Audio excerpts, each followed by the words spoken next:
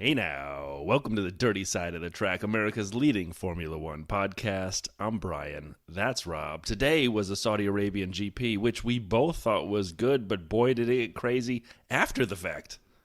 Yeah, it really did, and I'm going to break with tradition. I know we're going to get to the race review later, and I will try to keep my powder dry, but it's building up. It's been building up all day since I knew we were going to be recording. It's time for Rob's rant. And Rob's early? I'm going to open with a double-barreled shotgun, and we'll explain why later. One shotgun pellet of part of Rob's rant is for why bring out a safety car when someone nicely parks a car at the side in an open gap where you can push it through in about 3 seconds. We'll talk about it later, but that's shell number one. Push it through. It was already through. Yeah, we'll get there. We'll get there. The second one, and this one could have been both barrels, to be honest, is the FIA and their handling of penalty situations. And we'll spend a lot of time on that later. But then I discovered a new emotion as well, because I was angry about both of those incidents. I was ridiculously disappointed about Ferrari's showing, so I'm anger-pointed. That's my new emotion, angry and disappointed all at the same time. Anyway, we shall get there, because today was Jeddah. I enjoyed it, because you know I'm a Checo guy, so this worked out brilliant for me. It was just a great race, I thought, today, but we'll get there. So that's to come. Main body will be our race review. We've got news and social as usual, and we've got Rhett on DRS coming up later on. So let's dive in, because there's not a lot to dive into, actually. There wasn't a lot really, this week, no. No, it was a quiet week, because nice. They were saving all the crazy juice for for the race. So, the week opened on a real strong point for me. I mean, we kind of knew it. I think it was too late we found it out for recording last week. But, Charles' grid penalty for changing 3,000 engine pieces already in the second race. I mean, you're only allowed two of these, the electronic things that they've changed. Look at me with the technical details, the electronic things. You're only allowed to have two of those for the entire season. It's race two. It's race two, Brian. It's all gone already. I mean, Ferrari just suck. Yeah, so I was at a March Madness event, which for my team of choice became March Sadness about an hour ago. But as we were watching March Madness, a couple of my buddies there are F1 fans. Maybe I've converted them. A couple of them, we've heard from Paul G on 100 Seconds from Australia, have been fans. We were really confused how Ferrari could go one race and start racking up penalties. I mean, that is well done. Is Mattia in the background, where's Waldo, kind of sitting there going, hey, guess what? I left you guys with nothing. It really feels that way, and I'm not inclined to talk about it anymore, so let's move on to the next story. Well, Lewis split with his longtime physio, Angela Cullen. Angela was always like a fixture by his side, and he threw her into the lakes and all these things, and they're done. And she's going a different direction, pursuing something else. There was way too much to this story about who broke up with who.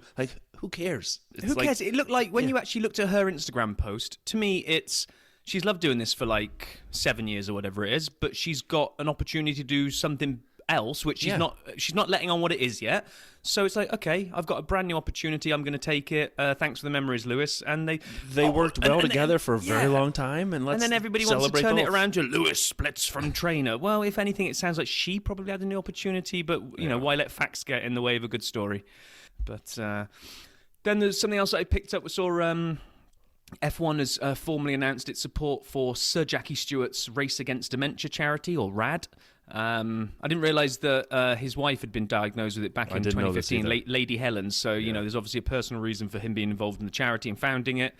So good for them to throw their weight behind it, because, sometimes they don't, especially with all the current era of political statements and blah, blah, blah, blah, blah. I just think it's nice that, you have a proper backing of something like that. Well, it's nice to know there aren't people that are pro-dementia.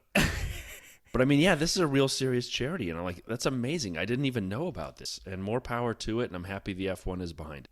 Yeah, agree. And then a little bit of digging that you did that apparently proves that we're probably really cheap as I scan down the list here, Brian. Or poor. There's a difference. There's a difference between the two. Yeah.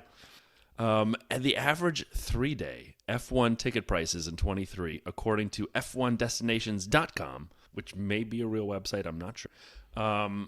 If you look at this, the 3 races in America are 3 of the 5 most expensive 3-day tickets. What? It makes a little sense, and it hurts me at the same time as co-host of America's Leading F1 podcast. But the one that according to your mom. Right. Thank you, Carolyn. And so she's going to be 80 soon. So, and then, so one of the top 4 cheapest is Canada. And where are Rob and I going in June? Canada, baby. The one that, I tell you what, as I was scanning down the list here, I was kind of like, right, most expensive Vegas. Yeah, okay, figures. Second most expensive, Miami. Yeah, okay. And Kota was, like you say, 5th.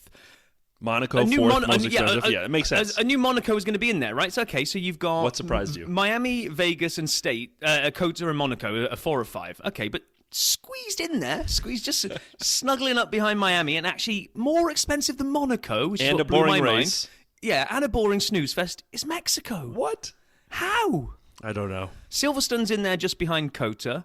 Which is fine. It's a great race, great track, a lot of history. But... yeah, Abu Dhabi, last race of the year. Okay, they pay for it. It works. Singapore, interesting track, off in the weather conditions. I mean, like but it makes sense. But why is Mexico the 3rd most expensive? I don't know. Is it kind of baseball stadium novelty tax? Maybe. I mean, I'd love one day to be in the baseball stadium and watch it go by. By the way, the cheapest for all listeners is Hungary, followed by Bahrain, Australia, Canada, and Austria. So there are some good races up there that can be had for a little cheaper than others. So anyway, check out f1destinations.com if you'd like to see more about it. And just for the range there, by the way, because we didn't read out the numbers there. So Hungary coming in at the average the 3-day ticket price for 23, $184. Love it. Versus Vegas weighing in at 1,667. So that's the scale that we're looking at there. To essentially see the same thing. Right. To see the same product with the same teams in the same cars going around and completing laps, that's your scale of disparity on the difference prices. is Hungary, less neon, Vegas, more neon. Yes? They've embedded the electricity charge into the... Apparently. Vegas, baby, Vegas. Oh, man. And that's all we had. So time to swing open the door to Brian's video vault. God. You love that, don't you? All right, so there were some good ones, right? And some of these are fresh, hot off the press. Yesterday, Connor Moore, F1 team meetings. It was fresh yesterday. We're recording this about 7 hours after the GP ended. And so yesterday, Connor Moore, 3 minutes. It's really good. I'm going to give about 10 seconds of spoilers. They talk about Max's illness, and they blame it on Daniel, which is so great. I hadn't thought of that. I love it. And then Lawrence Stroll calls Fernando his son and calls Lance Vance. Connor Moore, I wanted to say this wasn't funny. It was so funny. Please go check it out. There was a short from Williams, from the race, about how Williams' new F1 boss became a meme, and it was all about James Vowles and the Valtteri It's James meme history. Again, it's a short, so it's under a minute. You got to watch it. And then this one, I know this is an ad. This is where, if we were a proper channel, we would put the "this is an ad" part up. But Lando Norris on the Cool Performance channel. Look at me, Rob. I'm really branching out there, man. You're down with the kids, aren't you? Yeah, Hilton Honors, Bonvoy channel, Gulf Oil. I'm going to Cool Performance at this point. Lando Norris. Sorry, before you do, there's no way that with your history of where you've been, that the suggested for you was the Cool channel. Cool Performance channel. I'm sorry. You had to go and search that out. That was not presented up to you as being next in line on your video. I mean, did I feel a little pressure, and did I Google F1 drivers and then just search the thread forever? Okay. Cool Performance channel, nearly 4 minutes. But it's we've had a lot of conversations on the Discord about what a good simulator looks like. And this was basically inside Lando's Monaco home about his new simulator. And Cool Performance is the company that made his simulator, so it is, again, a commercial. But if you got 4 minutes, check it out. You learn a lot. And then this one, I'll just do a quick overview, and let's see if Rob has a comment. But everything you need to know about wind tunnels, F1 explained, from Mercedes. Now, this is old. This is a few years old. Normally, we only do within the last week. But this was on Discord a bunch as we debated wind tunnels and different types of testing and the way you look at aero. And if you're interested, join us on the Discord. It is a great conversation. Join the Discord. Watch the video. Viva la France. I couldn't think of anything else for the third box there. So, did you watch this video? Viva la France? Yeah, what's that got to do with anything? 3 syllables that you kind of yell at the end. Watch the Discord. Join the... Anyway, so did you see this video? It was great. No, I got involved in the chat when we were debating the differences between wind tunnels and CFDs and all that kind of stuff, but I actually didn't click and watch the video. I'm sorry. So Lee posted this, and you didn't go back and watch it? I didn't go back and watch it. Sorry, Lee. Last couple real fast. There was one on the Red Bull channel. 2 minutes. Is Jeddah the fastest circuit? And it was Max driving in the simulator, Jeddah. And so it's literally 2 minutes because it's just Max getting in the simulator driving. And then there is a corner of the screen where it counts the number of times he blinks. And there is a blink counter. And as your resident social media YouTube channel guru extraordinaire, I'd be remiss if I didn't point out that Carlos has a don't blink channel to himself. And now Red Bull, his former team, is starting to rip off the whole blinking thing. So I want the Red Bull social media admin to know, you're on blast. We know what you're doing. You're stealing his stuff, but still check it out. And the last thing, it just published like in the last few hours. We wouldn't have known about this if Rob's daughter wasn't swimming in the finals. Bernie Collins, get to know Bernie Collins, Sky Sports F1, 3 minutes. It's great to hear and see and understand some of her background. We'll talk more about Bernie in a second, but it's a great video. I really enjoyed her addition to broadcast team. Did you, Rob? I did, and there was really some unfair comments online about people saying she shouldn't be on there. She's here we go. It's F1 Sky Sports, the woke brigade, adding new random people to it. I'm Race strategy director. Hang on, she's actually got. If you actually know who she is, she's got quite a bit of background in the sport. Others coming in and going, "Oh, the Northern Irish accent is no good for TV. You can't understand a word she's saying." I did. So I shouldn't make any jokes about that later? Because I know what a hard tire is and I know what a soft tire is. I don't know what a medium is, but we'll that out later. Oh, my God. I got it and I'm done. You're done. Good night, yeah, okay. Cleveland. Vive la France. Right. Just throw it in.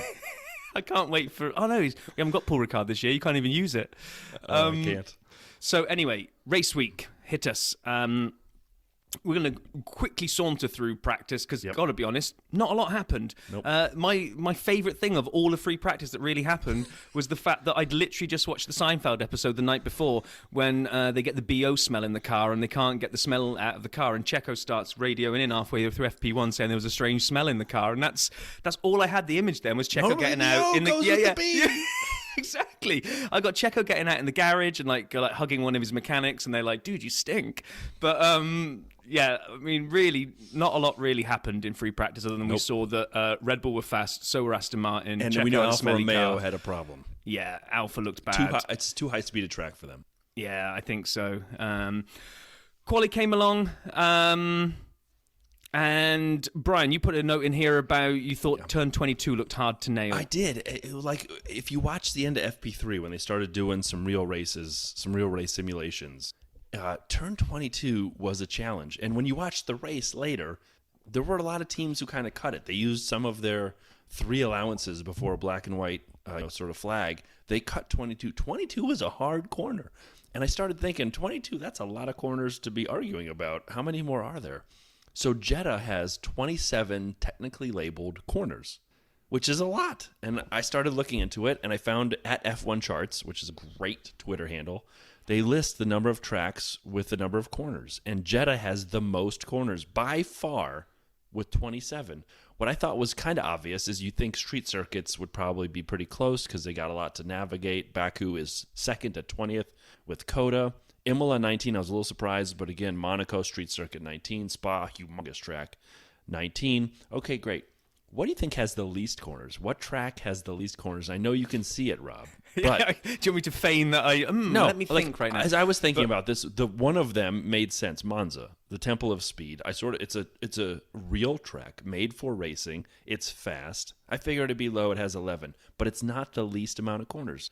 Could you have picked out the least? I couldn't, but now I can see it in front of me and I can visualize the track. It's got like nothing, has it? So it's Red Bull Ring with 10 corners. 10 corners. That was surprising. So 10 is obviously less than 27. And so that has the least corners on the F1 calendar. So be prepared when we get to Austria at the Red Bull Ring. We'll see only 10 labeled. So obviously you really enjoyed Q1 because the biggest thing that you really could take out of this was the fact that you had to go and add Corner Nerd to your Tyre Nerd Hall of Fame set of medals. Yeah, Q1 actually wasn't that exciting, I thought. I was a little bit surprised who we lost, actually. I I thought Sargent was going to get through. Well, he had a time challenge. He went over the line. He had a good time. He might have made deleted, it. And then they had the problem. So, but Lando. Oh God, Lando. Lando out again. Nick, Albon, Yuki. But good old Piastri squeezed through to Q2. Lando's coming under pressure from this kid. I'm telling you, he's not covering himself in glory right now. No, and then we go to Q2, and then Alonso early sets a monster. And it's like, here we go. This is for real. The Aston Martin is quick. It's quick at high speed. And we start getting ready to settle in for an amazing quali. And then Max gets on the radio. And you can hear it when they replay it. He says, I have a transmission issue. He just loses drive. All of a sudden, at high speed, the sound of a transmission or whatever, drive shaft, whatever it was that let go, it let go in spectacular fashion. While we didn't get an external combustion engine, we definitely got a car that had no propulsion at that point, the way he wanted. So it was like shocking for the world. I'd put a lot of money on Max and fake money on Discord for Max to win quali. He didn't make it out of Q2 because he couldn't drive. Which I just wasn't expecting to be right in, Verstappen, Alfa and Haas are out in Q2. I was not expecting to be adding Max to that list. And you know what's interesting? It's Max and 4 Ferrari-powered cars. Yep. Yet we keep hearing about the Ferrari power unit being so great. And I predicted in one of our things it would be great this year. And it turned out in high speeds, not so good. Yeah, terrible today. We'll get there later. But so then Q3... Checo absolutely nailed it about halfway through. It just felt like it was going to be that day. He's done well at the street track before. He was pole there last year. Couldn't pole convert ever it to a win. Yep. Yeah. And it didn't look like anybody was going to get close to him, to be honest. Everyone had a kind of a go, but just felt that was nailed on again. Charles got close, but not really close in F1 terms. I think wasn't it about nearly half a second behind? Not quite, but close. About 0.3 then maybe. But of course, he knew he was going to be dropping 10 places. Alonso, George, Carlo, Lance, Ocon, Lewis, and Piastri. And then the gas man. The gas man. I feel bad for Carlos. I feel like if this guy had no luck, it'd be better than the bad luck he normally has. He came out on his push lap, and George comes out of the pits. And at Jeddah, when you come out of the pits, like after about, 3 car lengths, you're kind of in the turn. There's nowhere to go to hide. And George comes out. Carlos is coming around on a steamer, and he has to basically cut to the inside of the apex and loses some significant time. And that was his push lap. And it's not George's fault. It's not George's fault. I don't...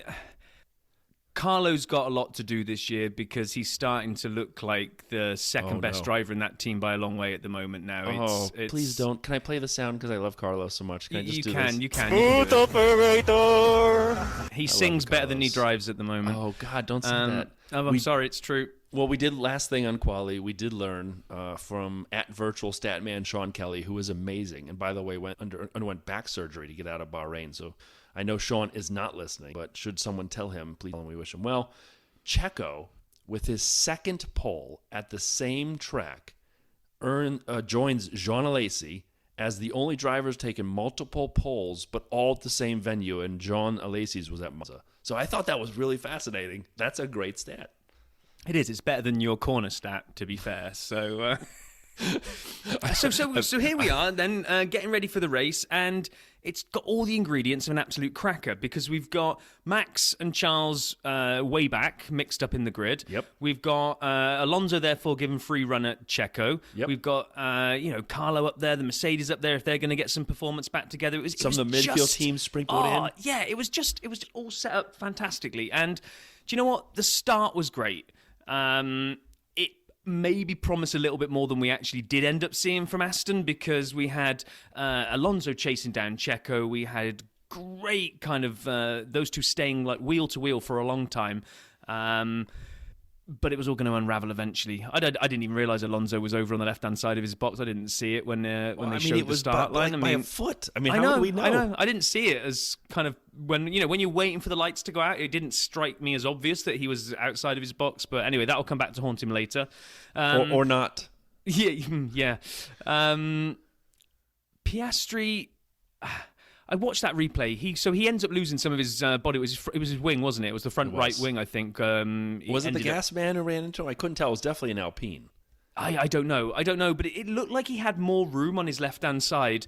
I mean, obviously me as the accomplished F1 driver that I am, it looked like he had space. When he went to turn in, he didn't make contact as soon as he turned in, and then he kind of just stayed there, and the contact happened. So that was kind of a bit of not the start that McLaren needed, because they were so bad last time. It got worse. So then Max, yeah. you and I were texting. Max, we thought, would make up many spots on the first couple laps, and didn't. He made up one or two, but he wasn't slicing through like butter like we thought. But then by the third lap, Lando has a wing issue as well. I mean, I think the Drive to Survive karma of Zach Brown being such a jackass in the Drive to Survive is coming back upon them. And it's the revenge of Otmar, because McLaren has had 2 races in a row where the whole team is pitted 7 times by the second lap at this point. I mean, it is nuts. So both of them had to pit early because of wing issues. And McLaren is in bad place. And today, their race pace also didn't look good. We'll get more into that later. But by lap 4, Checo was back through on Fernando. That Red Bull is super fast. And we'll talk more about Max. But you know what? We got to say something about Checo. I thought he'd get caught. I thought Max, if anything happened, and it did, and Max got close, I thought he would catch Checo. He didn't. Don't jump to the end. I can't. We're on lap Checo. 7. You can't jump to 50. Keep your powder dry. Keep your powder dry. All right. So, All right. So the person who was actually making moves was Charles at this point. So Max wasn't really, like you say, slicing through, but Charles was actually starting to get through. He got past Gasly. He's up behind Lewis. He got within DRS range, and everything was looking good. Lap 9, he gets him. It was a nice overtake on Lewis. It was all looking good for Ferrari. I thought, yeah, Charles is on an absolute surge here. Max seems to be getting bogged down. And then, no, I'm not even sure we even get to the point here where everything starts unraveling. It's a little bit later on, I would say. But go on, what were you going to say? Well, I was going to say, there were 50 laps, and by lap 10, there were 5 teams in the top 10.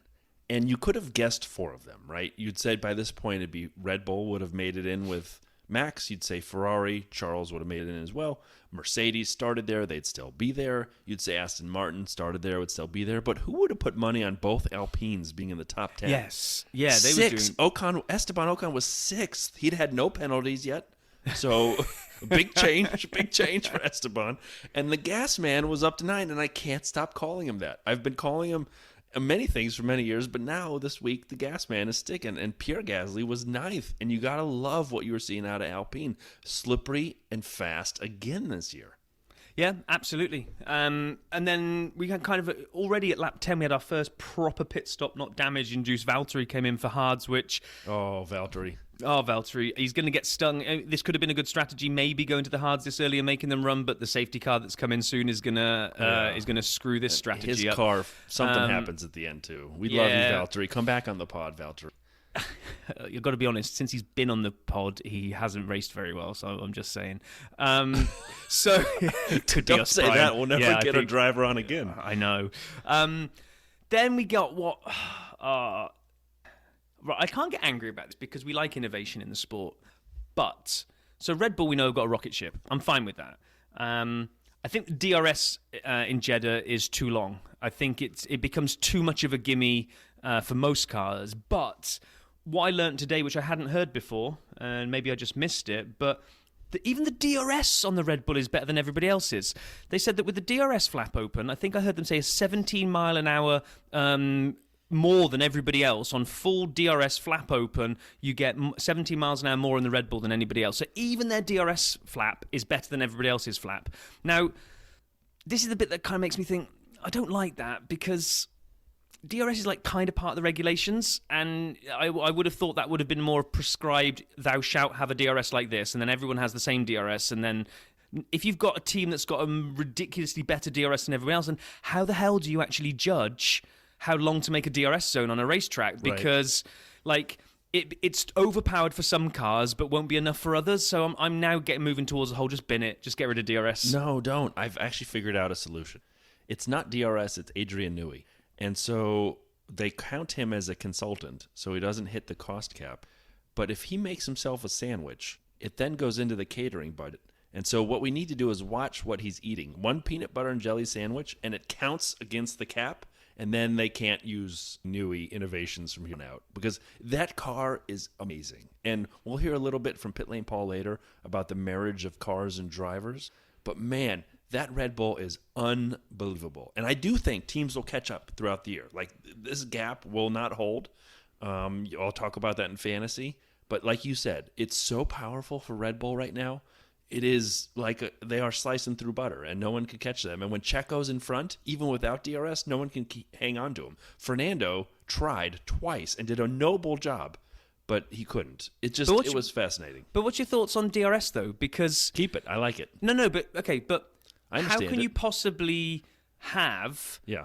A DRS zone that is going to be fair across the field and serve the purpose that it was introduced to do, right? Which is to give a certain period, to give a certain boost to the field, not allow a car to have a ridiculous advantage in that DRS. So that I don't like that part. Like, the way that they've made their car so fast, so slippery, so fantastic. Hats off to them. I love innovation. It's amazing that it's a rocket ship. It just doesn't sit right with me that this piece that should be kind of the same across the field is just not. Well, but again, give time for the cost cap to settle, for them to have less wind tunnel time, for other teams to catch up from an innovation and design perspective. I think it'll be fine. I mean, DRS, they probably should tweak the DRS. They did already. Do it again. It's only the third year the track's ever been run. I think you're wrong. I think this Red Bull stays dominant until 26 when the next regs changes come in. Nope. Yep, this is like a Mercedes when they did the 7 years on the spin. This will be Red Bull for... Which I don't mind because I think we'll still get some people challenging. It might even be... I'd love to think this could be a Checo versus Max year where Checo's going to keep his nose in it for... First of all, we know that won't be allowed. No matter who Christian Horner's wife cheers for, it doesn't matter. I'm just telling you that won't be allowed. But the same way Aston Martin is now in the Mercedes-Ferrari conversation, someone will make the leap into the Red Bull conversation in the next year or two. Yeah, we can revisit this when you can play this back to me to prove I'm wrong. But I just don't glass see half empty. No, I just don't see. It's more a nod to how good Red Bull are and how well they've nailed these regs. And I don't see everyone else is scrambling. I don't see that they can magically just go, that's the one thing that we tweak that we suddenly get 2 seconds back a lap. It's not happening, Brian. Not happening. I will replay that sound. But let's keep going with the Saudi Arabian GP. I loved Ferrari's strategy this week. First of all, they put Charles out there to start on softs, which was a great call. I mean, like, what do you have to lose? And then they did the dummy call, or at least the do what he doesn't do for Carlos on like lap 14 or so. That was great. They double nailed it. I mean, everything at this point is still, with my Ferrari hat on, looking good. They did the fake box call for Sainz. Stroll seemed to buy it. In he goes. Sainz and Leclerc stay out, and by the time they both pit, they both jump him. It was absolutely executed to perfection. They stayed out, they got track position, and they jumped them in the pits. And I'm thinking, yeah, baby, come on, it's a Ferrari show that's coming. Well, we'll come back later to how that worked out. So Checo's pulling ahead of Fernando at this point. Sainz comes in and out on hards eventually here. They get ahead of Stroll, so the overcut I just said worked. that. Are you actually listening to what I just said? No, I'm just reading the VLT sandwich was very close. The VLT hamwich was very close from listener Jim. Do you want to explain that to people? Because like you were pushing that this week as well. It was part of the F1 crap thing, and Jim had come up with a prediction of, based on our love of talking about people being caught in Mercedes sandwiches or what have you. He decided to push the envelope and name a full sandwich, which was to be both Mercedes either side of the V and L and T. Was it Verstappen, Leclerc, and Tsunoda? Yep, those three were going to be in between the two Mercedes. And at one point, it looked like it couldn't be further from the truth. And then as all the pit stop starts coming together, we were so close to the VLT hamwich. But I thought that Tsunoda, the tomato part, would be the hardest part. There was no way, but he was right there. It was right there. We were like, just missing Leclerc, I think, at one point. We were. I'm like, we had Tsunoda way out of position just to make the VLT hamwich work. Well, so, I honestly Jim, we saw your F1 crap. That was I was going to say, after claiming that no one would ever nail an F1 crap in the entire season, I'm there thinking we might get one in race 2 here, but so but close. What we did get no cigar. Right next was Lance Stroll having to pull over. And I don't understand this. We were furiously texting and a little bit angry. Lance pulls over. His whatever happened, I don't even care at this point. His engine lets go. His drinks bucket stopped working, and he pulls over and he literally pulls into the runoff lane. He goes off the track, turns the corner, and gets his entire car out of harm's way. But maybe the rear wing is sticking out a tiny bit, and within a second they call safety car. And I'm like, for what? Like, is there debris on the track? Is there oil out there? What are we doing? I just got so angry at this point because we had a running joke last season that anytime anything happened, there was a VSC, and within about 30 seconds, the VSC would automatically turn into a full safety car. Like, what's the point? But then they started realizing that, and towards the end of the season, VSCs were used to good effect, where someone's kind of off the track, but not quite off the track. So you do a VSC, allow the marshals to push the car, keep them safe, and jobs are good and everyone's happy. Let's go racing again. It couldn't have been any more parked in an open area of the barrier for them to just wheel it into safety, and it ruins the race. This is a race ruiner, the safety car at this point for me. I actually will go one further. This should have just stayed a double yellow. They should have just sprayed it down and pulled it further out of the way. They didn't even need a VSC for this. And I recognize Jeddah's high speed, and yes, I understand where this corner was. And if someone had gone straight off for reasons I don't understand, but if they lost their brakes like Albon, but really lost them, and gone straight off, they could have been in that area. But come on, man. There's no way this is a safety car. This should have been a debate between VSC and double yellow. Yeah, I'll give you that. And this isn't going to be an anti-Max thing, because it really isn't, because this has got nothing to do with Max other than sheer luck. When your luck's in, your luck's in, right? Because a couple of cars have literally just gone past the pit stop as this happens, so now they're screwed. They're not going to get a free pit stop. Well, guess who hasn't? The guy he is doing it. He's doing it, actually, as we're now into kind of about lap 17, 18. Max is starting to slice through the field, but he still looks like he's going to have his work cut out for him and do a proper full pit stop Max, Super Max to charge them all down. Right. Only he doesn't. Only the way the chips fall here, he gets his free pit stop. Not only does he get now not behind by a pit stop, after all of this is shaken out, I think he came out fourth and leapfrogged everybody without having to pass them. And I'm like, oh, it's not your fault, Max. You've just played with the hand that's dealt you. But that safety car was a race ruiner because Max was on a charge, and it was going to be so interesting to see if he could slice through the field and claw back that pit stop. And then it just got handed to him. And I'm not going to say what I wrote in the notes. Nope. But also, at the same time, someone else benefited too. Fernando, if you don't count his rear jackman, had served that penalty on the cheap. But had he? Question mark?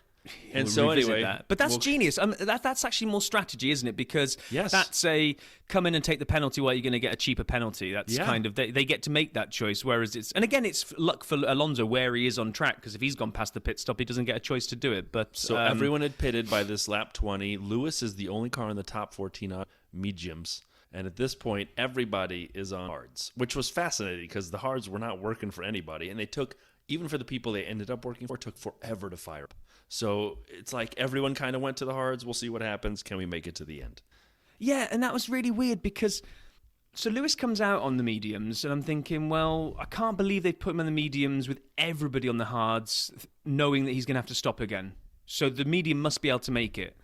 And it'll turn out the medium does make it. So if the medium could make it, why did everybody go to hards? I'm not quite sure what was going on there. But they'd all started on mediums. They needed a shift. Oh, true. But my challenge was what we'll talk about it in a minute with him and team orders with George, because that was a different pace situation. So anyway, I got to just say one thing about Fernando. Lap 23, I like the tires. No one liked the hards. No one likes their teammates. Fernando likes everybody. What is happening? This is not the Fernando Alonso I know. He is not the bad guy, a lot of profanities here I'd like to use that I understand. He's not the guy who yells about Lewis, things like this on the radio. Where's the Fernando I love? Where's the Antichrist? Where's the guy who goes out there and just pounds in laps and tells you to go take a leap? I miss that guy. He's in a good zone at the moment. He's give him a couple races. Give him a couple of races till the Aston stops working, and then we'll see what's going on. But we're getting to the bit now. Lewis catches George, and I'll stick by what I said the other week when I hate it when you get that, I'm faster, let me pass thing. If you're faster, overtake him. That's simple as that. Lewis caught George, but not really. He kind of DRS'd him a couple of times, and then George just left him. I'm sorry, Lewis, if you were much faster than him on the mediums, then you're sitting within 0.2 seconds on DRS on his ass for a lap after lap until they either let you by or you just get past him. Lewis kind of cruised up. We had one of those radio messages about, oh, he's quicker, strategy is different. George was not really playing ball, but then George was within his rights because George kind of drove away from him. So, Yep. I don't know. If you've got a huge pace differential and you're absolutely down someone's back and it's your teammate and it's going to be more dangerous to let them fight, I get it. But Lewis wasn't there. I mean, yeah, it's a hard one, right? Because one part of me says, why have the guy pursuing on faster tires, which will burn out, have him waste his tires to pass a teammate? But at the same point, I agree 100% with the let him race kind of thing. Alpine raced a bunch this week. McLaren raced a bunch this week. Last year, Alpine's raced a bunch at Jeddah. I like that. I like seeing teammates go head-to-head. However, I also don't like the idea of burning out your tires on a teammate when you can make one quick strategy call, and the car that is going faster lap over lap, you kind of let them by, and you can flip them back around if need be. There's really not a lot of team game going on in F1 today. But Lewis never really got there. He did. He did catch up to George at one point. Yes, he with got DRS. one. He had one DRS, but not that close. But then didn't actually get passing close. But then they give a little fire to George and said, we're going to let him by here. Well, they didn't say that, but Lewis is right behind you. And George goes, what about Fernando's penalty? And they go, well, there's no penalty, which again, asterisk, we know happens later. And George goes, oh, there isn't? And then takes off like a slingshot. Well, that's and then what Lewis I mean. can't keep George, I know. Exactly. But if George doesn't have the pace, if he feels he has to push his tires to stay ahead of Lewis, I don't know. I agree with you. They should race. But I also think that if two cars on equal footing, one has better tires, better strategy, you should let them through. And that's what I thought Lewis had at that point. I do agree, though, if you give him a couple laps, George pulled away, fine and good. But, man, it was just surprising to see that happen. And then don't forget Albon and his little his brake failure. But he decided to stay out. That was weird. And they tried to explain it. Maybe they can change the settings. Change the settings to make the brakes work? Yeah, is there a magic brakes back on button or something? Because I'm like, he can't stop. He can't slow down at corners. He comes around. There was an aerial shot of him coming down like he's just going to pull over and go through the pit lane now. And he didn't. He carried on going. I thought, right. This is like, who was it the other year? Last year when they sent him back out again. Yeah, Netherlands. So go back out. And then he crashes, off on the side and they need a safety car. But anyway, sorry. I feel bad for Alex because that Williams did look fast, but it needed an experienced hand, which we'll talk about in a minute. Well, yeah, because then this is where kind of the race transitioned to. Me and you were kind of sharing notes that we didn't really get a lull because even when the front started losing excitement because Checo was 5 clear, Max seemed to be holding station rather than being able to chase him down. Alonso was just happy to play along in third. At that almost exact moment, everything went nuts in the midfield, and suddenly we've got Logan on a charge. We've got K-Mag sniffing around everything he can get close to sniffing around. Hulkenberg's defending Logan and Joe right behind him. And then Bernie's on there with, I thought, amazing commentary about the team strategies, waiting for safety cars, not waiting for safety cars, what kind of tires they're using, what are they thinking other teams are doing. I learned a ton from Bernie this weekend. I could understand. I still don't know what mediums are. What, I'm American. Come on, mediums, I don't know. You're American. Don't you all claim to be Irish? I mean, based on the St. Patrick's Day celebrations, you all think you are. So, anyway, moving on. At least I did. And then we got the little... And again, this isn't an anti-Max thing, but it's just nice to get a bit of a mix up front. We get the little teasers, actually from both of them. Max thinks something's going wrong with the back of the car again and mentions the drive shaft, and we're all kind of thinking, oh, that's what happened in quali. He's going to be out in a minute. Checo starts mentioning something's going funky with his brakes and the pedal's gone long. I don't think it means the pedal gets any bigger. I get this vision of this big, huge, long pedal that's grown inside the car. But there's no Viagra for the brake pedal. I wonder if they were just told to do that, right? Make it more exciting for TV. Everyone say you've got a problem. You haven't really. Just We've already gone off into the sunset. By the way, at this point, when all this happened, Checo was about 4.5 seconds up on Max, and Max was 14.5 seconds on Fernando. Holy cow. So like you said, maybe they were making a production for television, A, to get their sponsors some airtime, and B, to let anyone know they were still in the race. I mean, good God, they were far ahead at this point. Yeah, and Max had already done that anyway. He'd already done a solid for the sponsors by faking having a breakdown in quali so he could start from the back and ensure a lot of TV coverage as he came through the field. It was also helping my fantasy team with all the overtakes. We'll get there. But the Ferraris, at this point, you wrote a note. The Ferraris were in witness protection, and they were. We'd gone 20 laps with no updates on Ferrari. They were basically, like sixth and seventh? And just stuck. They were doing nothing. Pretty big gap to fifth and pretty big gap to eighth. I mean, what is going on with them? I mean, how do they not have the pace to even be close? Everyone's on about how bad the Mercedes is, and Lewis is kind of... He said he was misquoted, a second car and they don't know developing what to do. a second car, and Lewis is blaming people for not listening to him, and it's a terrible bag of bolts, and we're never going to do anything. And here they are, Aston both Martin's of them. on the ascension, and there they are up there too. And where's Ferrari? Exactly, and here Merck, in their worst ever season ever, apparently, driving a three-wheeled car around, and Ferrari can't catch them. It's not boding well. Can I say one quick thing about Charles? He got on the radio at one point, and it wasn't what the safety car, wasn't that strategy piece telling him to go fast. It was later on when he basically said, he was like, "What do you want me to do? Like, I got no more pace. I can't catch anybody. I'm just kind of hanging here." And I'm like, "Oh my God, I actually feel bad for Charles. He's in a situation where he has the talent. We've seen it. It's not consistent talent like Max."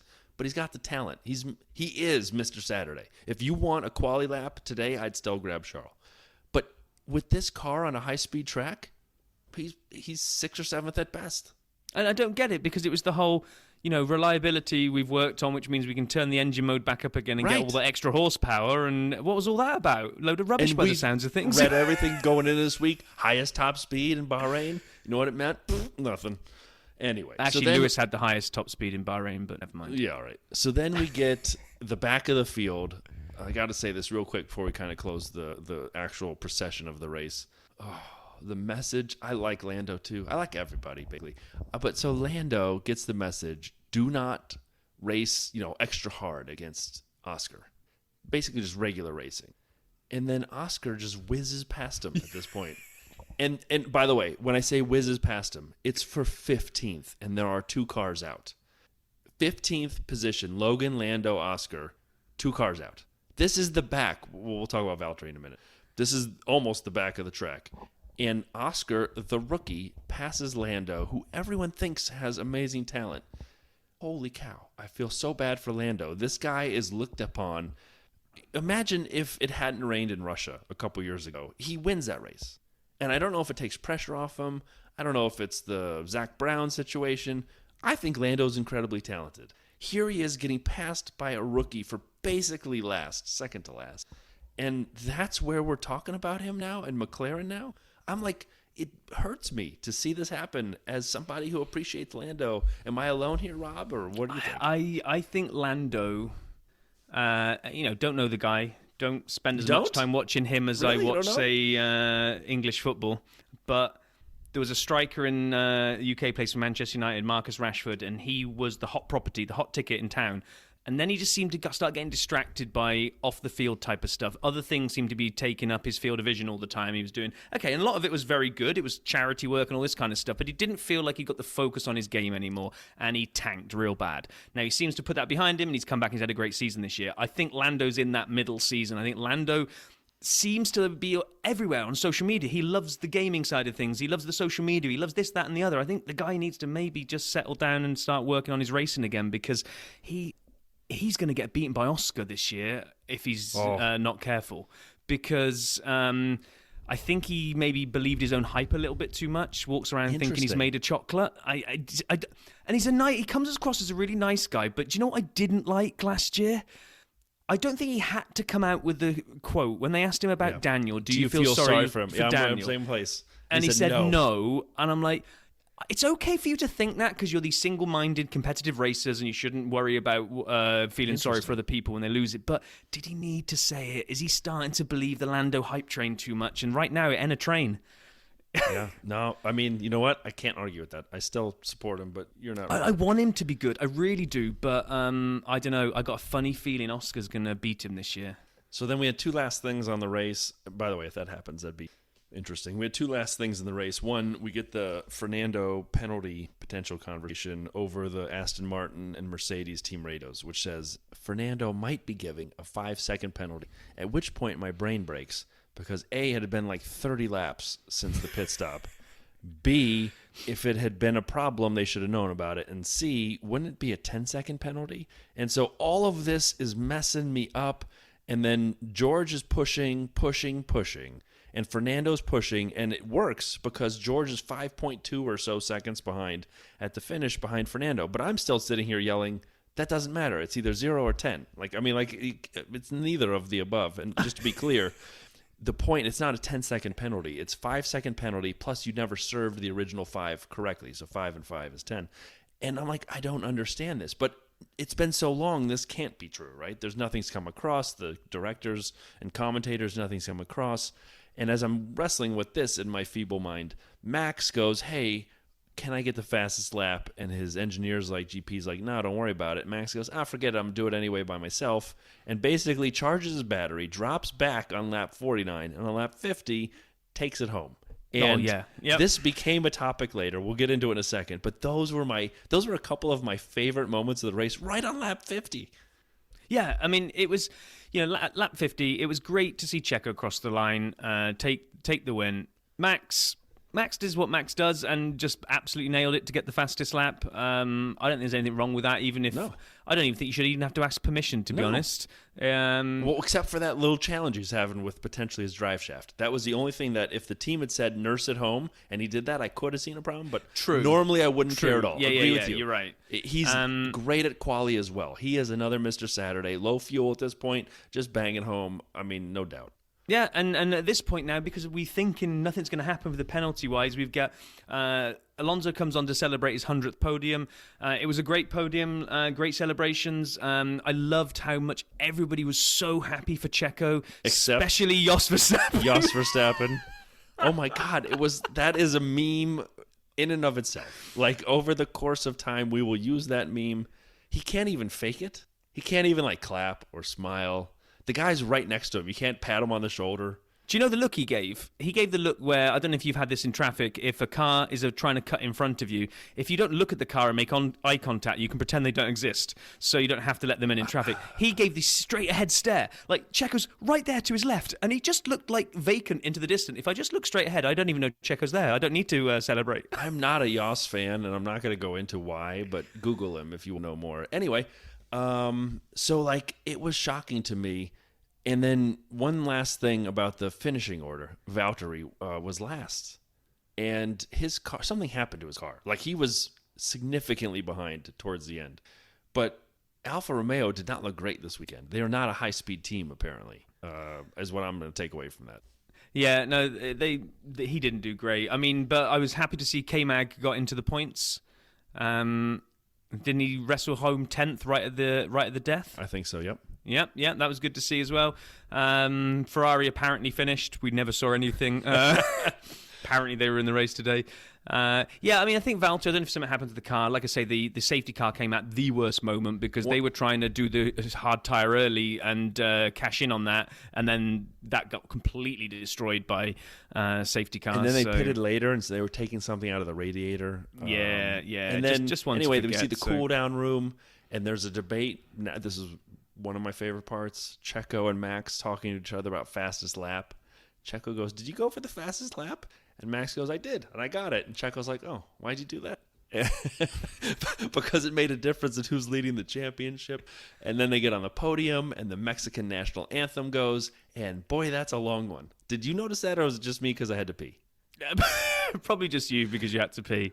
So, they're all long. They're all just Well, not really. It's longer than the U.S., than Italy, than England. It is longer than all those. The longest one, by the way, is Greece or Uruguay. So we don't want any drivers from there. Where, sorry? Uruguay? Okay. Yeah, I mean, Uruguay, as a lot of people say. But the shortest is Uganda. So what we need is a Ugandan driver on the grid because it is 8 bars of music. And the oldest are Japan's and the Netherlands in terms of words and music. You're welcome for this little national anthem trivia. Oh my!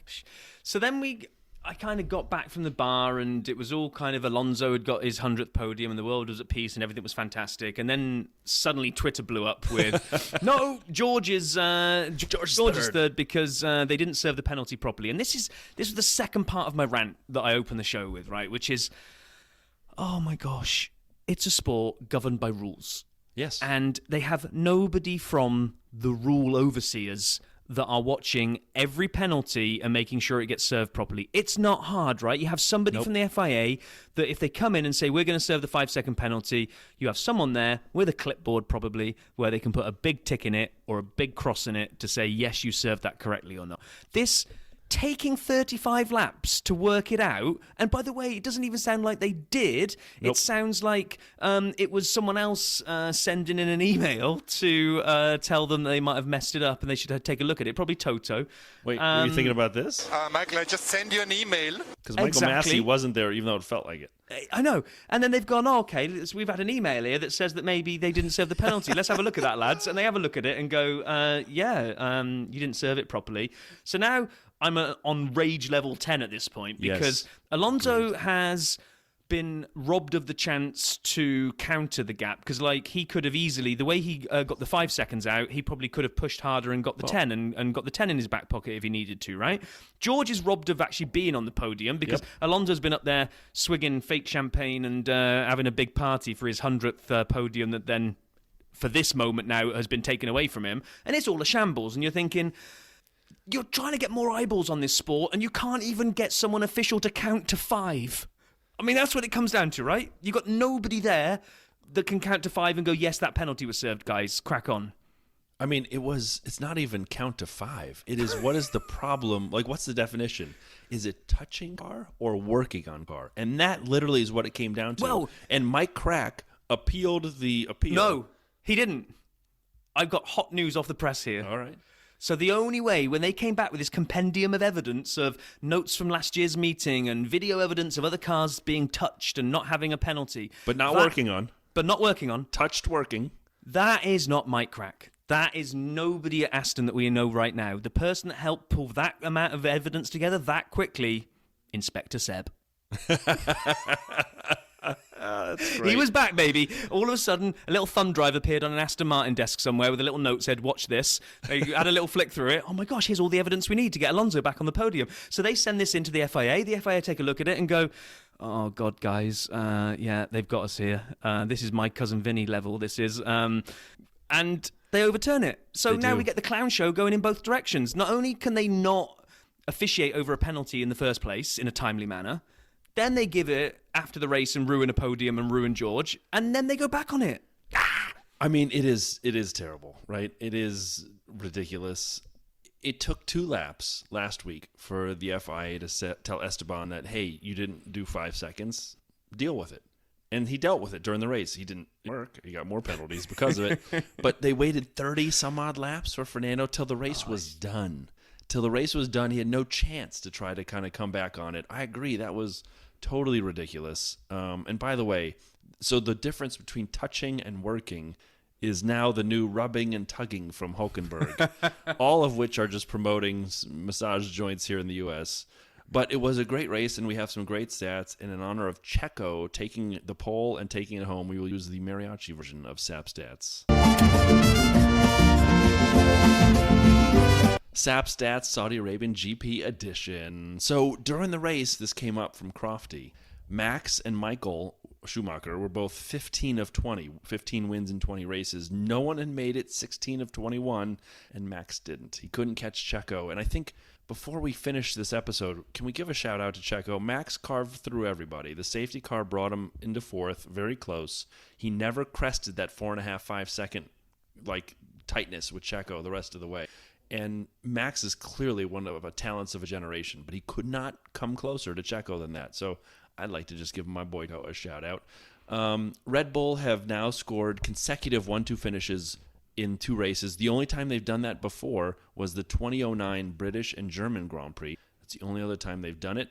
This was Verstappen's 79th career podium. He's a young guy for 79 podiums, just one short of Senna's career total. So he's climbing pretty fast. We talked about when Valtteri was on the show. If you don't remember, by the way, Valtteri Bottas was on the show. This is Valtteri Bottas, and you're listening to the dirty side of the track. I've had a couple of drinks. Drinks will come back up later. And so Valtteri was on, but so Verstappen's 79th career podium. And yes, Alonso does claim his 100th podium. He did, and then he didn't, and then he's only the 6th driver to ever do that. By the way, the other 5, we found those: Lewis Hamilton, Michael Schumacher, Seb, Alain Prost, and Kimi Räikkönen. I did not know the Iceman had that many penalties, or podiums, I should say. I've got penalties on the brain. Podiums. Anyway, today was Verstappen's 21st consecutive finish, longest active streak on the grid. Last year, George had that amazing streak at Mercedes, top fives.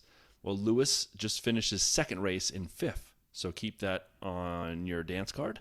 Esteban was 8th for Alpine. By the way, that's his worst result in Jeddah in 3 starts. I mean, that's pretty good for Esteban, right? Yeah.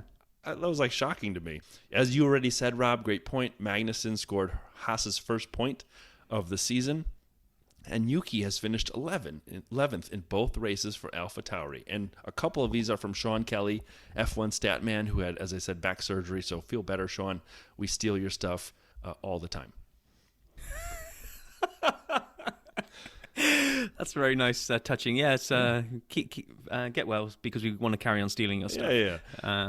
By the way, if you look where the constructors are now after 2 races, if I told you Red Bull would be first, no one would be surprised. If I told you Aston Martin would be second, tied with Mercedes, you'd say, all right, that's surprising. You know, it's interesting, especially when Lance doesn't finish one, but all right. And if I told you Ferrari was 4th, that would be especially surprising. But if I told you McLaren and AlphaTauri were dead last with 0. Oh, I know. What? Actually, I think the Aston, before a race had run or a wheel had turned in testing, if you'd have told me Aston were going to be up there in second, I would have slapped the crazy out of your mouth and said, what the hell's going on? But, yeah, maybe not on this. By the second race in, we're kind of now almost expecting Aston to be up there. But those two, yeah, they're in a lot of trouble. Did you see at this point for the drivers, the only thing I'd note, Max, Checo, 1 point separate, Fernando, Carlos, Lewis, but if you go down a little, George, Lance, in 8th is Charles, and in 9th is Valtteri. Did you have Valtteri being right behind Charles in the Drivers' Championship 2 races in? I didn't. Nope. Not at all. And especially when the Valtteri finished dead last today. Oh, you know, I am the cup half full type of guy, but I'm already sensing this is going to be a long, hard season as a Ferrari fan. It is. Well, should we hear a little bit from someone who's a little smarter than we are about all these things? Let's hear from Pit Lane Paul, and we have his new music.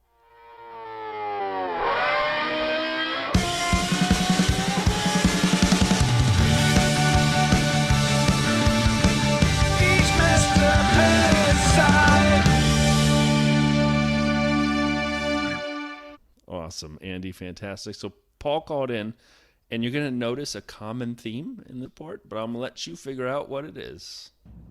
Hey now! God, I love doing that.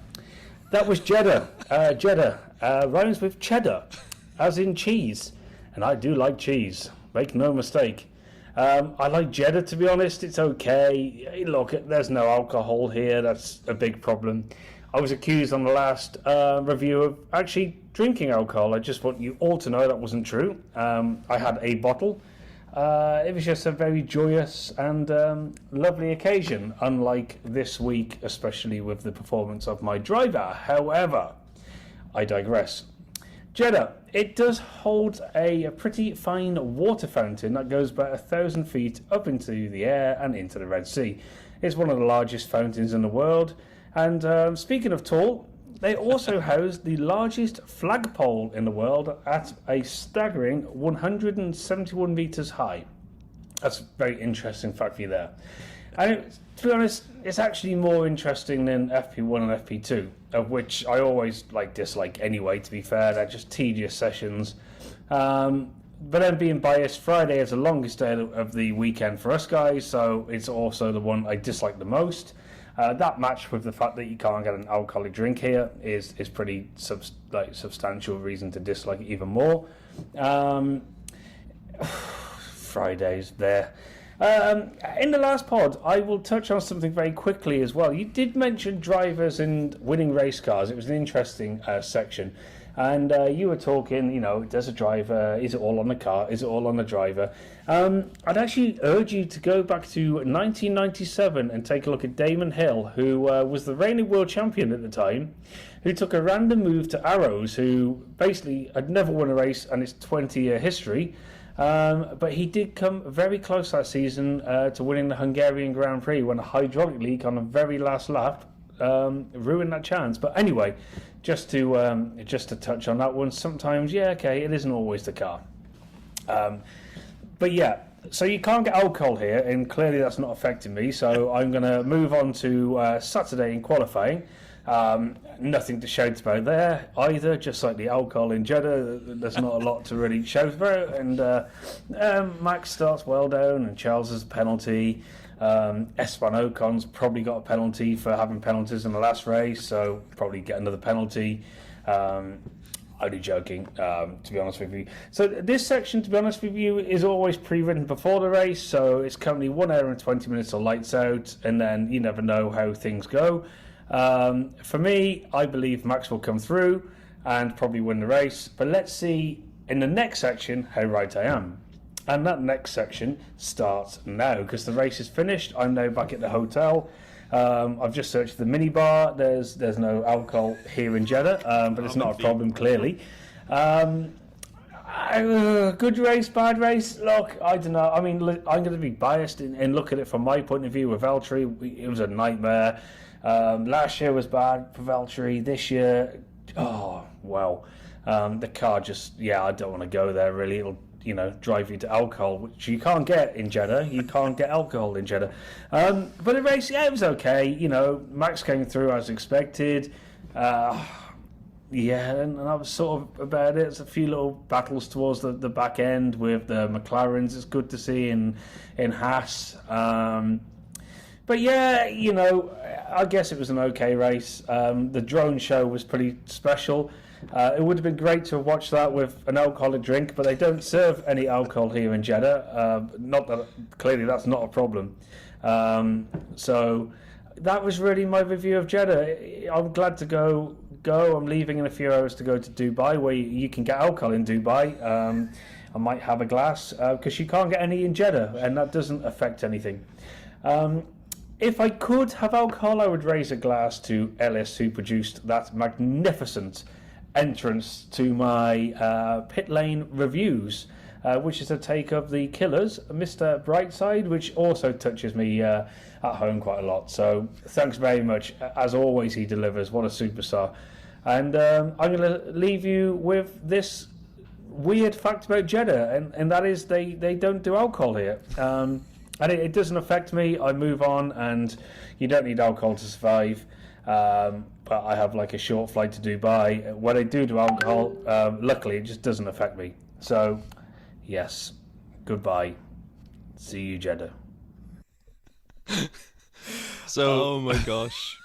I mean, Paul's my reviews gosh. are always great, but that might be my favorite in a while. Yeah, it was interesting. I mean, who knew? And you had to listen and read between the lines to pick this up. But who knew they didn't serve alcohol in Jeddah? I didn't. Who knew as well that the Killers touch Paul at home?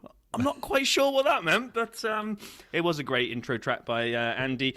We did throw it out there for everyone. If you are musically talented and you would like to write a Pit Lane Paul jingle or another one for Brian's Sapstat jingles, then please feel free and send them over to us, because we're always happy to play people's musical ditties.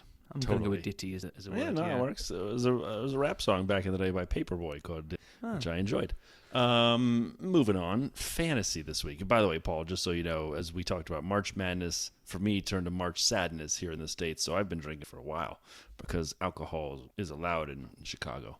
And so anyway, fantasy. I took a flyer this week. I took a big, old, juicy, honkin' flyer, and I 3x'd mega chip, whatever the heck it's called, I almost used a bad word, on Max, and I doubled on Checo. I went like 5x in on Red Bull, and after qualy and Max's shaft issues, as Vincenzo Landino would say, I see Vincenzo, as that would say, I thought I was screwed, and it turned out I did fine. This week in the F1 dirty side of the track, Formula One Fantasy League, I was third with 379 points, which is a lot of points because of that chip. First was DLV's, which I'm guessing is Mark. Shout out, Mark, 380. Busy Bee Racing 384. I don't know. I mean, there's a lot of people that could be. We have various bees following us, so shout out 384 Busy Bee Racing. And then me and For or Sure in third, tied 379. Lear SF23 371. Team Minimal Effort, which was Lee's handle last year, so if that's still you, Lee, 361. One of my favorite team names, Team 7 this week. Blacks Verstrap-on. So good. I'm sorry to any parents who are now trying to move forward. 8th, We Are Checo question.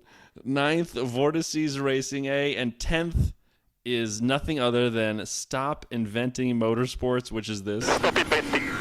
Stop inventing. I got you. I got Carlos's back. So that put the league totally in a different shape after the weeks prior. What that means is, the way I'm trying to say it is, I'm first. First place in the league, Dirty Side Zap, 682 points. Lear SF23, 674. Busy Bee Racing, 670. At Alon Giron, 663. And fifth place, For or Sure, 662. Now, again, I've used a chip, so I don't have that again. I think they only used one this year. I don't get the chips this year. So good, then don't use one. It'll be good for me. But it was it two, what were they called last time? Was it the Mega Mega Driver? Drive. Yep. But you had two of those last year, didn't you? One in each half? Correct. But I think you only have one this year. I'm not sure. Oh, do you? Yeah, okay. I thought people would catch up throughout the year to Red Bull, and I thought this was Red Bull's domination. And so I just gave it a shot, and I'm not really, I'll let Fantasy Hub, Rob, or others decipher, but I'm pretty sure Max got more points because he had all these overtakes for 15. Well, that's what we were saying last week about how the scoring's a bit broken in that respect, because it's very broken. Stroll, we both agreed Stroll had a better race than Gasly last time. Right. But Gasly gets more points because he had all those overtakes because he started at the back. So it seems like one of the things might be, if you know someone's going to take a penalty and start at the back and they're a good car, then just load into them, because you're going to get rewarded for slicing through the field more than... If you get pole and win from pole, you can end up having less points than if you start at the back and slice your way through. Which is agreed. It's ridiculous. Which is weird, but well played. Well played with you then, putting that chip down. Well, I mean, again, I've used one you haven't, so it's not quite even Stevens, but I am in first, and Rob is in 62nd, which is not... No, it's not last. It's not last, which is good. Right, that's good, but it's only 61 places in between. Yeah, you see, the big thing here is about the fact that I don't care. Well, I mean, I'll be honest, I don't anymore either, because I don't know how the scoring works. It makes no sense. Like, I've given up. The standings make no sense. The driver values, the actual scoring, it doesn't work. It doesn't work. I just play it to hear the cool team names read out, because there's some crackers in there. So I'll carry on playing. Oh, that's amazing. So good. Right. Anyway, so that was Jeddah. Done and dusted. Race number 2 in the bag. The next one is going to be a real late night one for us in the States here. It's going to be a 1 a.m. lights out in Australia, or 12 for you, Brian. So we might have to stay up and do an all-nighter on that one. I'm ready. But anyway, that's a couple of weeks away. Last week we had Vincenzo on DRS. This week we caught up with Rhett. He has a podcast. I want to say it's Daily Racing Stories, but I think I always get that wrong. No, you got it right this time. Did I get it right this time? Yeah. Woohoo. All right. Okay, we are so super excited to have Rhett with us this week. Rhett, you have the Daily Racing Stories podcast. You create a lot of great kind of content, and I've seen some of your pods and things fly by, and I listen, and it's just amazing. Thanks for joining us on the 100 Seconds of DRS, man. Yeah, thank you so much for having me here today. Really appreciate it. It's great to be on. So I guess one of the questions we always ask people is, especially because the dirty side is really, it's like a fan kind of driven view of F1. How did you become a fan of F1, and what are some of your first memories of it? Yeah, great question. Well, the dirty side of the track, I'll say my story into F1 maybe was a little bit dirty in some ways, to say the least. I knew what Formula One was, but I feel like I was one of those kind of stereotypical fans where it's not really a sport, it's just kind of driving around in a circle, kind of like the NASCAR mentality in some ways. Nothing against NASCAR, but I was actually finishing up grad school at the University of Michigan, and I had a night out in the town, to say the least. Come back home, hanging out. It's 3 a.m. I don't know why I'm awake. Formula One race is on, Singapore. And from there, I don't know what it was. I should not have been as into the race as I ironically enough was, but I ended up watching the whole thing with some roommates. And then that was the same season in 2019 that Drive to Survive had actually started to come out. So I was watching Drive to Survive as I started watching the season more and just slowly kind of fell in love with the sport.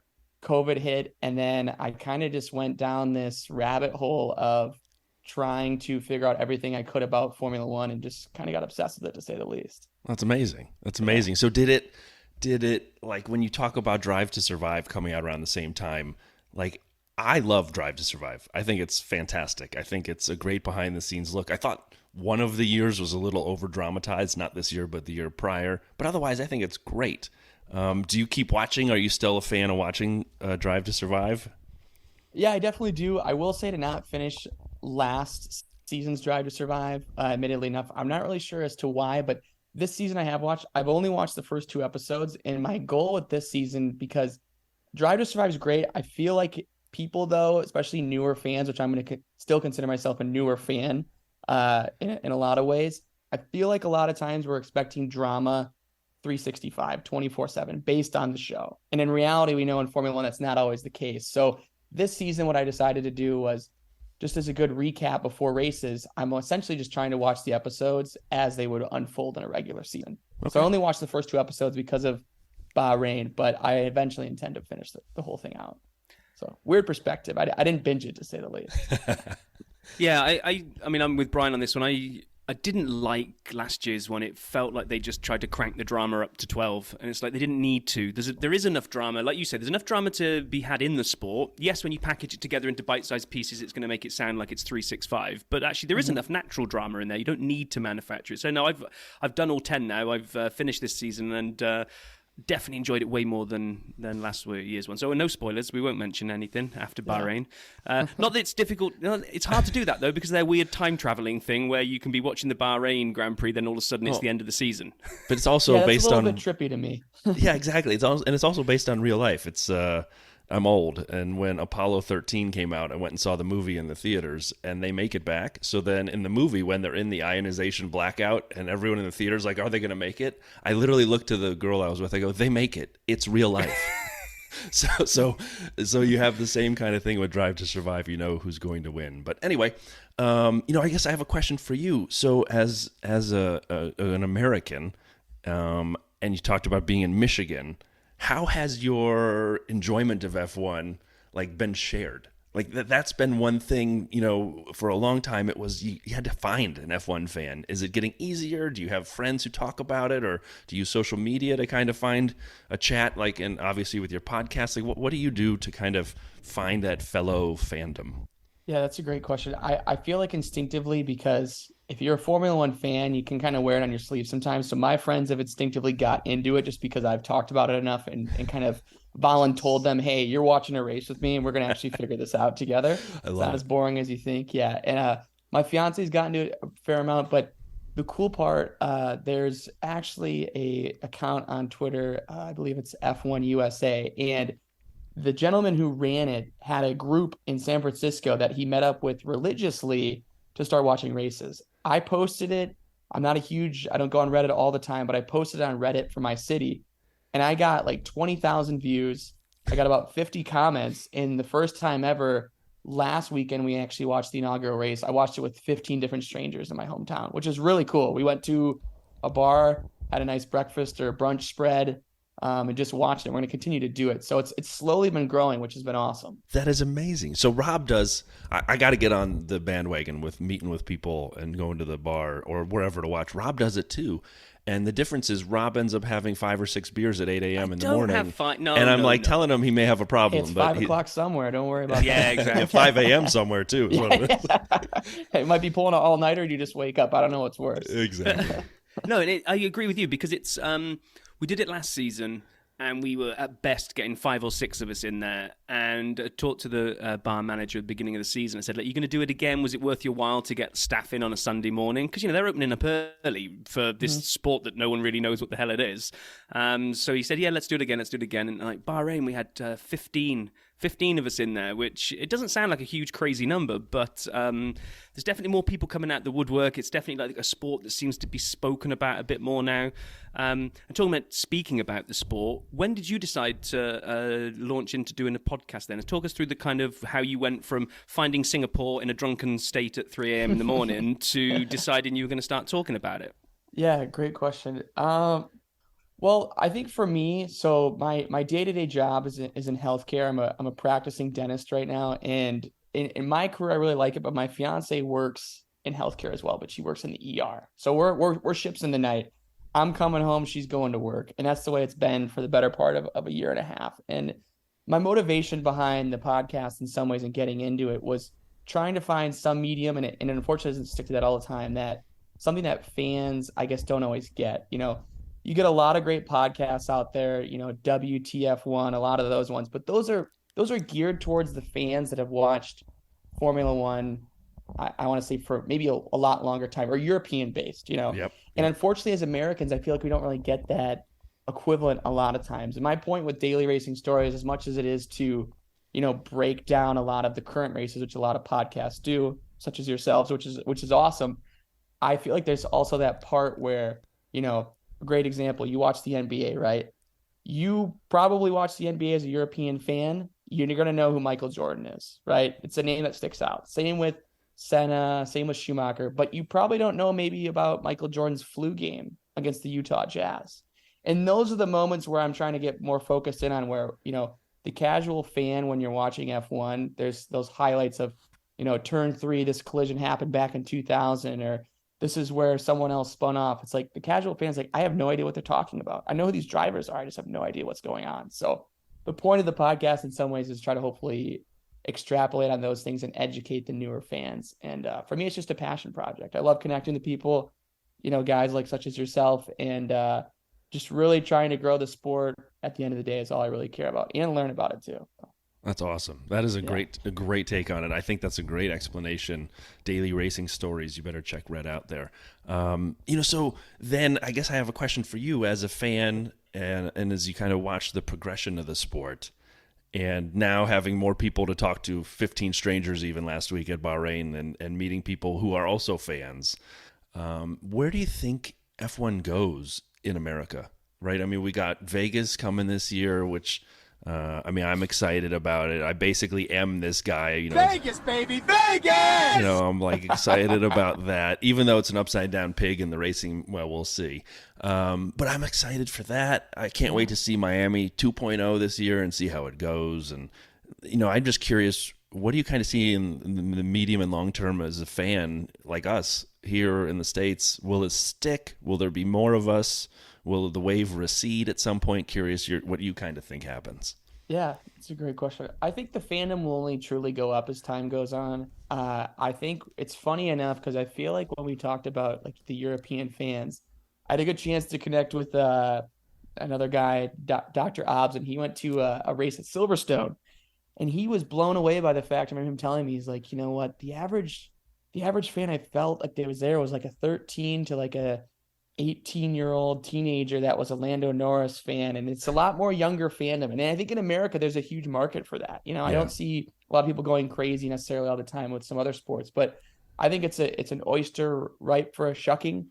As a weird analogy there.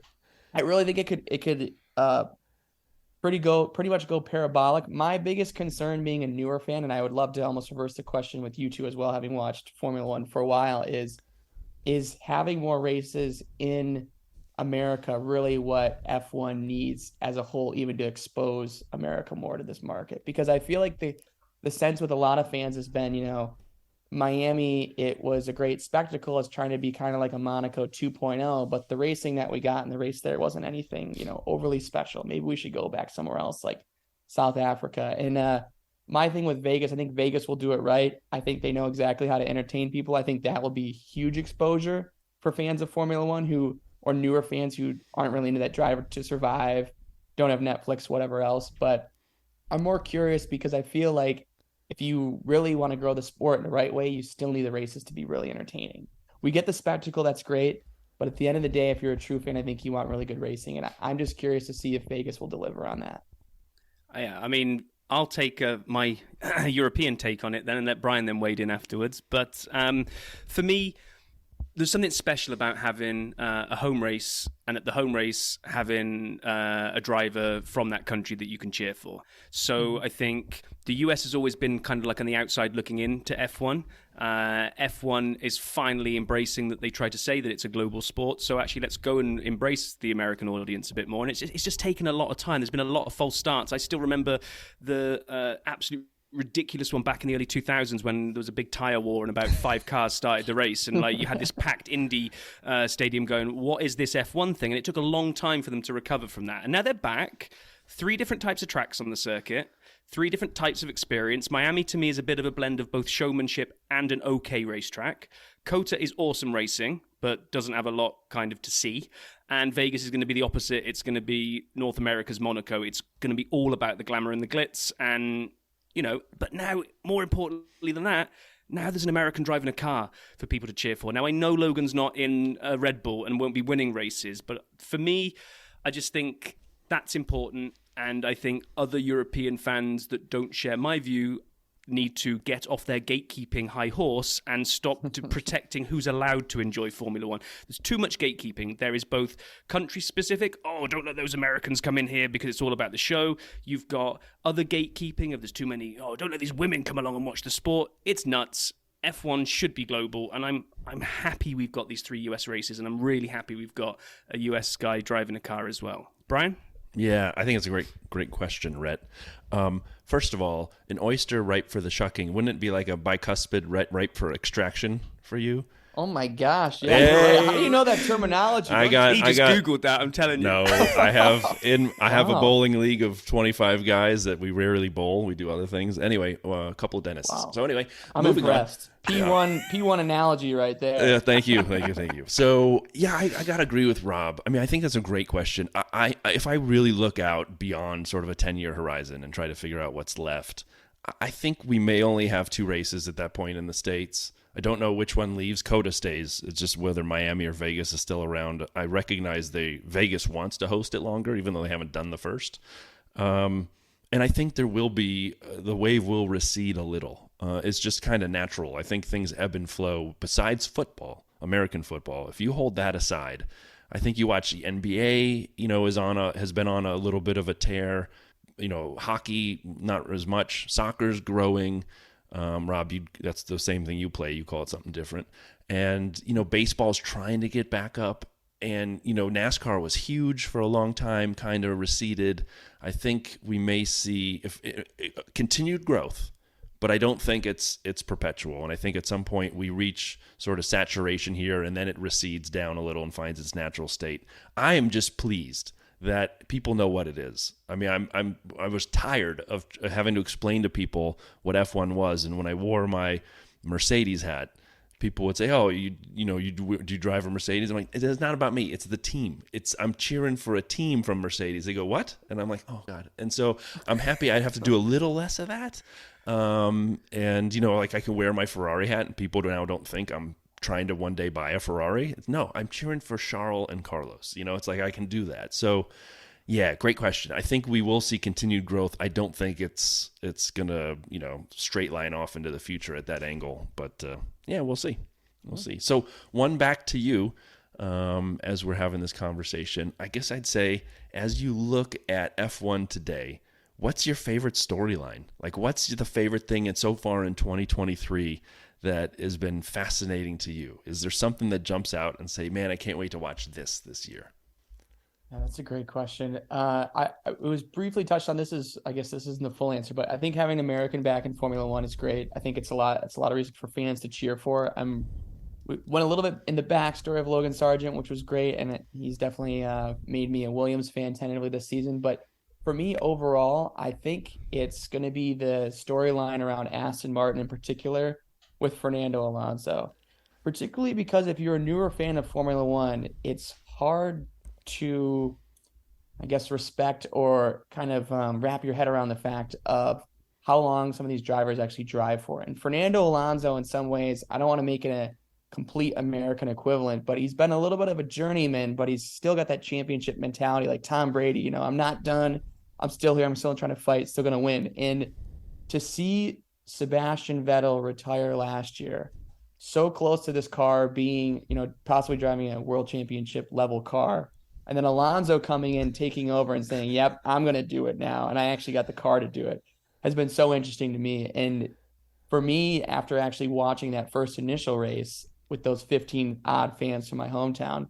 we actually ended up talking about all the different races that Alonso had previously raced in the past and which ones people thought were good and weren't good. And I'm like, man, my fandom just started 2019. He hasn't really been that great in Formula One overall since I've been watching. So for me, it's been nice because I feel like every time I hear Fernando Alonso's name, whether it's on Twitter, this podcast, something else, it's like I got to go back and figure out some random highlight that I haven't seen. Awesome. So that's the storyline I'm really following here. And especially the whole kind of Lance Stroll, driving with broken wrists. It's like, man, this team is nuts. Like, to go from a backish marker team to having possibly a resurgence, I think is a pretty cool storyline to see. Yeah, I agree. And go ahead, Rob.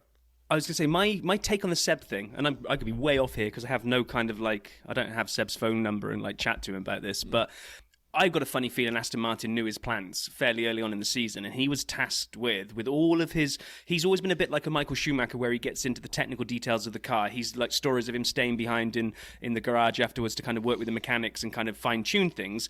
I wonder if they set him the objective. We know this year's going to blow.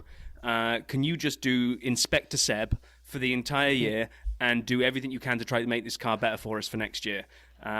Because I know he kind of retired in his big old Instagram monologue. It was all about life away from F1, but I don't think he makes that as a snap judgment 5 minutes before the Instagram video goes out. So then Stroll is all about, right, okay, so Seb's going to work his ass off all year to help us get this car ready. I need someone that we can put it into the hands of to be able to maximize it. And if you look at it through that lens, that big shock that we all saw when we saw Alonso go from Alpine that looked racy to a backmarker team suddenly doesn't look as stupid anymore, because if Stroll's sitting him down and going, hey, Fernando, this car's going to be a beast, but you can't tell anybody. I don't know. What's your take on that? What do you think? Do you really think Seb missed the boat on an amazing car, or was it all part of the master plan from Aston Martin? Ooh, I don't know if anyone truly ever knows what L plan is until it actually happens. So I'm gonna keep it at that. But I like your spin on it, though. Yeah, that's Rob's getting dangerously close to a tinfoil hat with that one. I don't think so. There were 8 steps to it, but that's all right. I tell you what, the one piece. Oh, I don't want to. It won't spoil Drive to Survive because it's one clip, and it might have been in the first 2 episodes anyway. But when Fernando answers the question about whether he's looking forward to going to Aston Martin, and he says that with a big wry smile on his face of, it says something like about they're going to have a great car, and there's this twinkle in his eye, which you now look back at that and think, he knew. I'm telling you. Remember like you say, L Plan came into play. Remember not to put that hat in the microwave. So Rhett, obviously, as a fan like us, as somebody who enjoys F1, there are things that are highlights, whether it's a race or watching Aston Martin this year and seeing what happens. But it's now time for today's highlight. It's the 100 seconds of DRS. I know you're excited to do this. Rob hounded you on Twitter to do it, and you relented. So thanks for caving. But thanks for joining us. Are you ready for the 100 seconds of DRS? Yeah, let's do it. We'll send it. I don't know what my reaction time would be. We'll get it. All right. Rob, are you ready to ask the questions, my friend? I am. Are you ready to run the timer? I am. I figured it out by now. All right. Here we go. Get ready, Rob. First question comes in 3, 2, 1. First poster you had on your bedroom wall? Tom Brady, Patriots. Best young driver in Formula One today? I'm going to go Oscar Piastri. What's your favourite cheese? Blue. What's the best racing movie of all time? Days of Thunder. Yes. Favourite F1 track? Monaco. If you were in the pit crew, which tyre would you change? I'm going to go back left. Favourite musician or musical group? Oh, that is so hard. Oh my gosh. I'm going to go... Oh my gosh, I don't even know where to go. I can't even think of this one right now. I'm going to go Drake actually right now. Okay, if you were in a superhero movie, are you going to be the hero or the villain? I'm going to go with the villain. Favourite livery of all time on a Formula One car? Oh, great question. I'm going to go with very specific McLaren MP4, that Marlboro livery with that Senna drove way back in the day. Yes. Classic. DRS, good or bad? Good. Would you rather be chased by one horse-sized duck or 10 duck-sized horses? I'm going to go with one horse-sized duck. Which two drivers from different eras would you love to see a race head-to-head? Senna versus Verstappen. Nice. If you could put a James Bond-style gadget on an F1 car, what would it be? Smokescreen.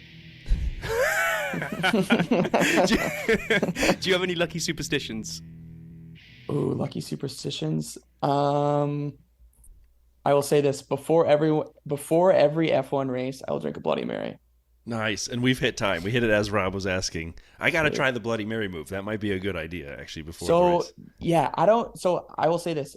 Weirdly enough, because when I watched that first race, one of my roommates at 3 a.m. was making a Bloody Mary, and I had a sip, and it's been superstition ever since. I don't really know why, but I can tell you just from experience, if you make a Bloody Mary, you can get the real Americanized versions. You can get the chicken wing, the classic whatever, just with bacon. If you're gonna make it, freeze the bacon. Okay. Freeze the bacon, throw it in there for 5 minutes, take it back out, real crisp, not gonna be soggy. So I love this. You gave Tom Brady as your first poster. I'm a Packer fan, so football-wise, the best Bloody Mary I've ever had, ever. I've had two good ones in my life. One was at a Packer tailgate, the only time I've ever tailgated at a Packer game, which is ridiculous, and it was freezing and snowing, and I was coming from Chicago downtown. I didn't have boots. I'm in sneakers. It was a disaster, but someone gave me a Bloody Mary. It was great. But back to the football thing, my cousin made a Packers Bloody Mary, or my cousin's husband, and had an entire bratwurst on top of it in a bun and everything. And that is how you do Bloody Marys. So you got to try one of those, Rhett, because I recognize you're in Michigan. You're very close, but I promise if you try one of these, you'll love it. Oh, I would definitely try that. Those are some great questions there on the fly there. Geez, that's hard to think about, but it's funny though, because I mentioned before, I re-listened to your Valtteri Bottas episode, which was awesome, by the way. Anyone listening, you definitely got to check that out. Thank you.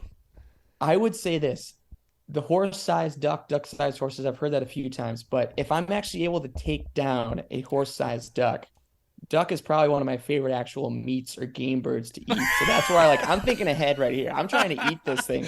I'm not just going for the kill. I'm going for the meal and then some. That's an informed decision. And by the way, I gave a little cheer. Days of Thunder. I don't know if it's personally my favorite, but it's one of my top 3. I will go rewatch Days of Thunder all the time. It is rubbin' is racing. I mean, I cannot get enough. Let me out of the car, Cole. I mean, just like the whole thing.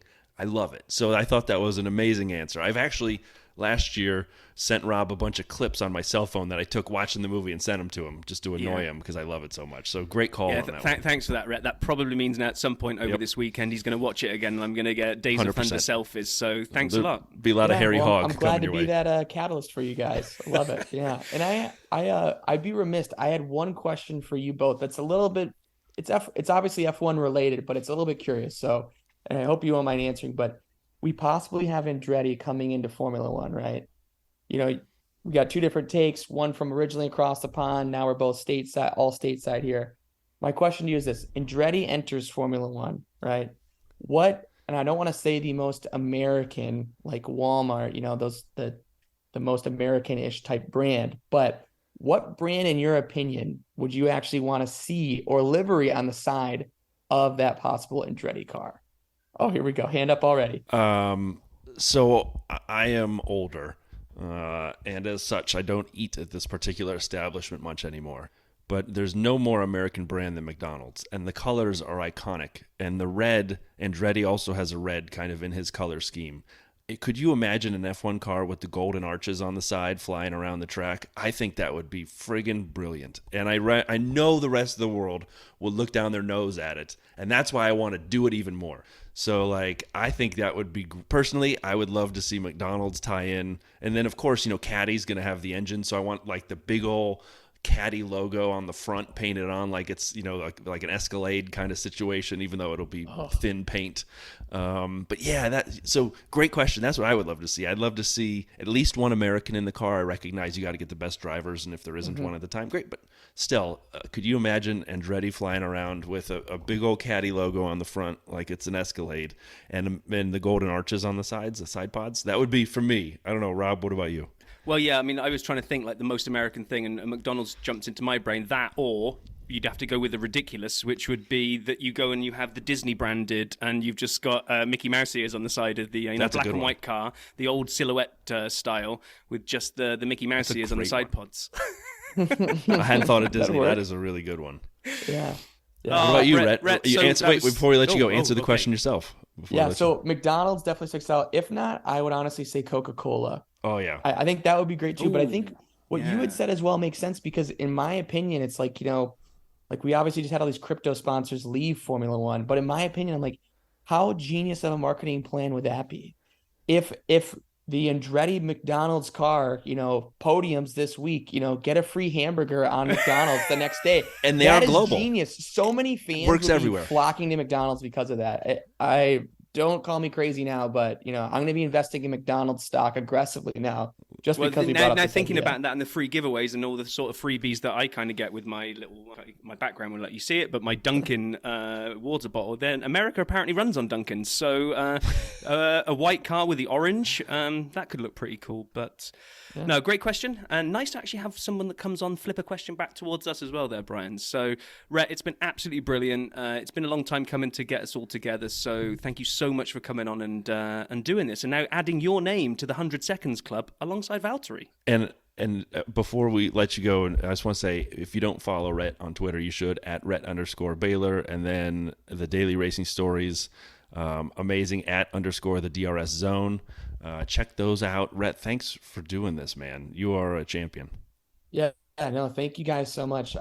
Before coming on here, I really couldn't tell you probably what I had in common with Valtteri Bottas, besides being a Formula One fan, obviously. So now I can include this in the small list of common denominators that we have in common.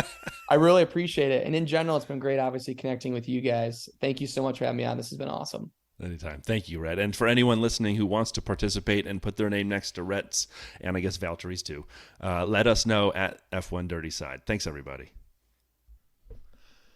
Rhett, thanks so much again for joining us. Amazing. We love having people on to do the 100 Seconds of DRS. We actually have someone lined up for next week already, and a few other people who are interested, but we're always looking for other listeners to join the 100 Seconds of DRS. Hit us up at F1 Dirty Side. And so then next week we might be a double. May have a guest. We may have a double DRS. Might be a double DRS detection zone. So we'll see. It's one detection zone but two DRS zones, or maybe. what is the, I don't know. Maybe it's 2 zones, 2 detection lines. I'm not sure, but whatever. Sure. We've definitely got one person on because we've already recorded one of them, so we've definitely got a DRS next week. We may have another one as well. So who knows? You'd have to just tune in and listen, and that's all I've got. Me too. I'm looking forward to finding out if Fernando gets more penalties or less penalties. Maybe they move his podium up to second. Maybe they move him to fourth. Maybe they don't. But we have 2 weeks to Australia.